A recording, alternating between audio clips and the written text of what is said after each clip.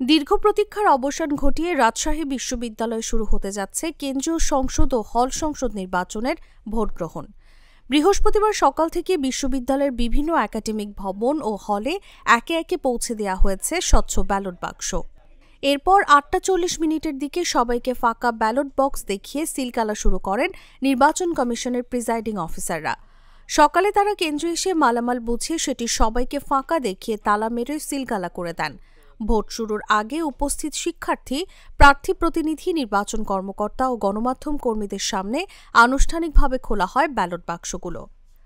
নির্বাচন কমিশনের কর্মকর্তারা জানান, সব প্রক্রিয়া স্বচ্ছ রাখতে ভোট কেন্দ্রে উপস্থিত সবার সামনেই ব্যালট বক্স খোলা ও সিলমোহর করা হয়েছে। এ সময় বিশ্ববিদ্যালয়ের বিভিন্ন হল থেকে প্রিজাইডিং অফিসার, সহকারী প্রিজাইডিং অফিসার ও পোলিং অফিসাররা ভোট কেন্দ্রে দায়িত্ব পালন করেন। সকাল থেকেই ক্যাম্পাস জুড়ে ব্যস্ত সময় পার করছেন নির্বাচন কমিশনের সদস্যরা।